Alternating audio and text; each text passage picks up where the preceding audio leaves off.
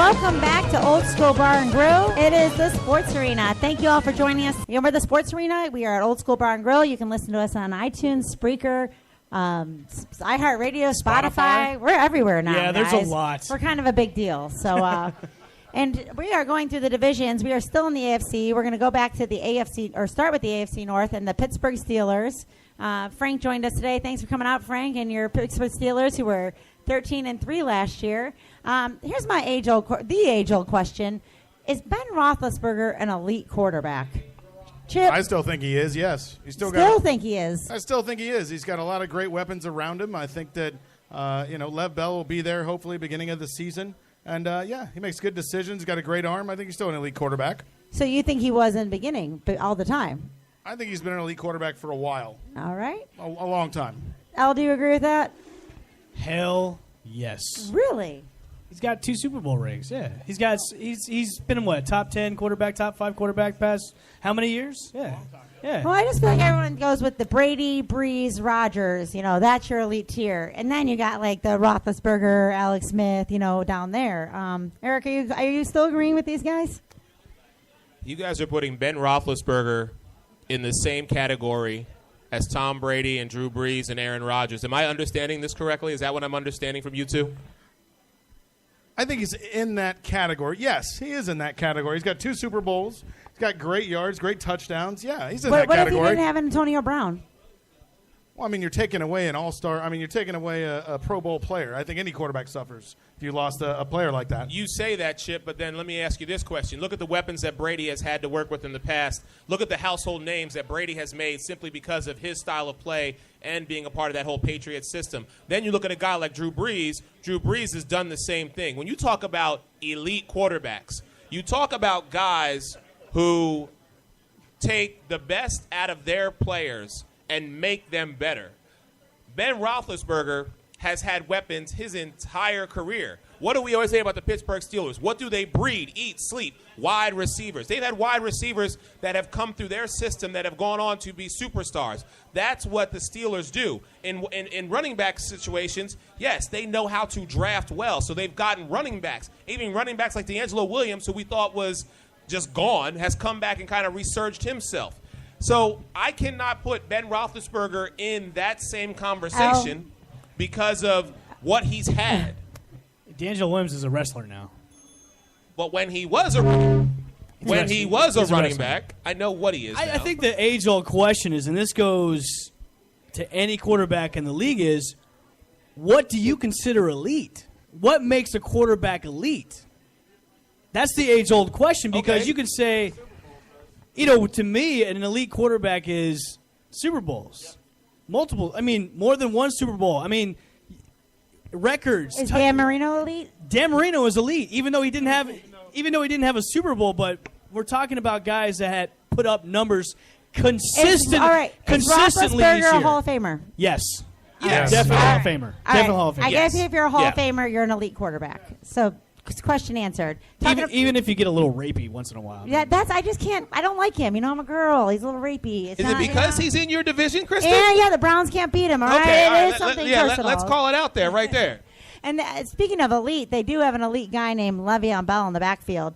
He had 1,291 yards last year. He's playing for a new contract, which we know he's going to get one somewhere else. Is he going to break 1,500 rushing yards this year? If he wants that max contract, yes. And I think he knows and understands that. I think if he knows that this is his last year in Pittsburgh before he goes somewhere else to get that max contract that he wants, is he going to put up numbers this year? Yes. Is he going to be a top running back in the league this year? Definitely. 1,500 yards, I'll give it to him. Is he going to be the top running back in the league this year when it's all said and done? Al? I don't think he'll reach 1,500. I don't think he'll be the top. There's plenty of other guys that will eclipse him, but he'll be in that top 3, definitely.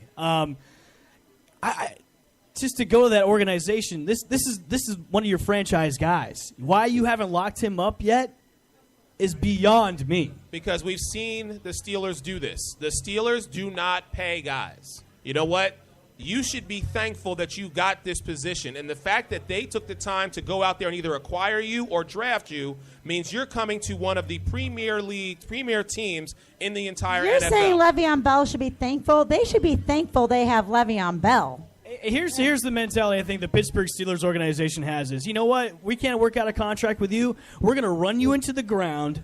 So you get hurt, so when it comes contract time again, we're not going to give you anything, and somebody else is going to take you and run into the ground. He's going to get his 1,500 yards because they're going to give him the ball as much as possible and ruin his knees and his back and whatever else. So, well, let's move on down to the Baltimore Ravens, who did finish 9-7. I'm actually really intrigued with this team this year. We have a quarterback competition. I mean, Flacco's going to be the starter. You've got RG3 in second right now, who actually people have been talking that he looks kind of decent, and then Lamar Jackson. Are we going to see Lamar Jackson on the field this year? Yes. I definitely think it's going to happen. Flacco should be biting his lip right now, thinking my job is on the line, because there's a reason why the Ravens drafted Lamar Jackson, is to become the future of that organization. If you're going to put RG3 in there, Mr. Glass, no. Augusta Wynn could break his ACL. No. Lamar Jackson is the future of this team. If Joe Flacco, if you're starting as the Ravens maybe 0-2, 0-3, 0-4, it's time to make a change. And I think that's probably going to happen this year. I mean, this is a talented guy. You moved up in the draft to draft him to be a future of this team. So Flacco is probably shaking in his boots right now. And he wasn't too happy when they drafted him anyways.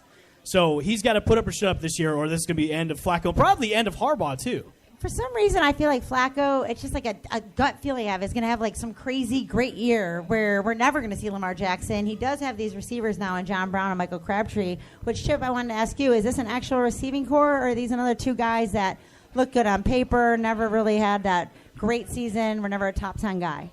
This is a collection of guys who are going to be, they've been twos pretty much their entire career. I think they might have the opportunity to show wide receiver one potential, because those would be the guys obviously that are on the field, but Crabtree might quietly have a great season, but I don't consider him a one. All right, let's cut the bullshit, people. This is the Baltimore Ravens we're talking about here, all right? In this division, it's Pittsburgh and then everybody else, all right? So as far as I'm concerned, I don't care if Flacco starts. I don't care if Lamar Jackson starts. Baltimore's going to be Baltimore. They're a mediocre team at best. I don't know why we spent this much time talking about it. Well, then let's move along to the Cincinnati Bengals, who were 7-9 last year. And Eric's favorite question. This is Eric's best buddy talking about Marvin Lewis. When will Marvin Lewis get fired? Please! I am starting a GoFundMe, everybody. I'm just letting y'all know we need to get Marvin Lewis the hell out of Cincinnati. 15 years. 15 years as a head coach, and you don't get one playoff victory? Oh my goodness. I'm about to throw these papers up in the air. Marvin Lewis should not be the head coach of the Cincinnati Bengals not one day longer. And I'm sorry to all you Bengal fans, but you have been blessed with mediocrity. He is the epitome of what a mediocre head coach looks like, smells like, and is. Please, somebody get rid of him. I hope they go 0-16. And speaking of mediocrity, He'll get another extension if they do. How about that mediocre Andy Dalton? Is he just a product of A.J. Green? If he did not have A.J. Green on that team, would Andy Dalton be starting anywhere? No, he'd be a number 2 somewhere. No, he should be thanking his lucky stars he has A.J. Green on his team each and every single year. I feel terrible for A.J. Green, honestly, because his coach is Marvin Lewis and his quarterback is Andy Dalton, because he could be better than Antonio Brown, better than Julio Jones, but he's on the Cincinnati Bengals. And why hasn't he left? You know you a good wide receiver. Why have you not left? They must have something on the president of the team, because if they've stayed around this long, you gotta have you some ever been dirty to Cincinnati? pictures or Cincinnati's a beautiful city. Something in the water, maybe. And they have Skyline if Chili. that's all you Carl. got. The chili is great on hot dogs, Eric. Oh my God! Fire Marvin Lewis. All right, let's move along to the most interesting team this offseason. My favorite team, the Cleveland Browns. Thank God. Yes. There we go. And it is so funny that an 0-16 team is the talk of the offseason. I mean, we got Tyrod Taylor. We got Baker Mayfield. We even had Drew Stanton. Who's starting week 1? Baker Mayfield. I've said it since the draft. Tyrod Taylor. Tyrod looks really good, Eric. You're like coaching like Marvin Lewis now, starting a rookie I'm week not. 1 when you have Tyrod Taylor. What have I said since the draft? You do not go out and draft this guy number 1 and then you have him sit. This isn't 10, 15 years ago, okay? This is the I think it's you. I don't know. This is the win now league, and what the NFL wants and what the people want is they want Baker Mayfield out there. Listen, he's got all the weapons in the world right now. We just saw earlier before we came on the show today, your boy Josh Gordon is returning to the Browns. There's talk of Des Bryant coming. Can you imagine that wide receiving core? I don't care who you put out there, but you don't draft Baker Mayfield number 1 to have him sit. He has gone out there, and every time he's gone out there, he has proven that he is, yes, a rookie, but 2, has got the heart, the motivation, and determination to be a starter. Have you watched the Browns the last Yes. 10 years when they put rookie quarterbacks back there every single year, There and they always- fail and they there- get hurt? There always is an exception, and I am making it right now my statement. He is the exception to the rule this year. Baker Mayfield needs to start week 1. And nobody else agrees with this, right? Just like Eric's secretly in love with Tom Brady, he's now secretly in love with Baker Mayfield. So I can't believe we have Cleveland Browns and intriguing in the same sentence this year, because they've actually been intriguing to watch and to listen to, because they've added so many pieces to the offense. They've gotten a guy that could be a game manager for them in offense, to Tyrod Taylor. Even if Baker Mayfield starts, he may change the culture in Cleveland, but I'm honestly more excited about the Browns than I am about the Bucs. And that's sad. That's really sad. HBO knows what they're doing. They've been selling subscriptions for a long time. They're not taking an unintriguing team on Hard Knocks. Now, they did add a lot of pieces. We have Baker Mayfield, Tyrod Taylor, Jarvis Landry, Ward, Hyde, Todd Haley as our coordinator. Chip, who is the most important piece we added this offseason? I mean, I think Landry, if you had to pick out of those guys, I think Mayfield draft, obviously, I love having him as a quarterback, but Landry, just watching him the first couple of games, he commands a presence in the wide receiver room. He's a veteran. He's going to score touchdowns. He's going to get a lot of, opportunities to go down the field, long plays. So I think Landry, probably the most exciting piece. All right, I'm going to start with the Browns and go backwards this way. Over, under, 0 wins, guys. There's only one way, and that's up. I'm giving them 7 wins this year, and then over, way over. I'm actually giving them 8 wins this year. 7. All right, Bengals, 7 or 9. Over, under. Kristen, it's your team. I mean, Yeah, how many exactly. wins- We haven't even heard from you about your team. We're going 16 and 0. No.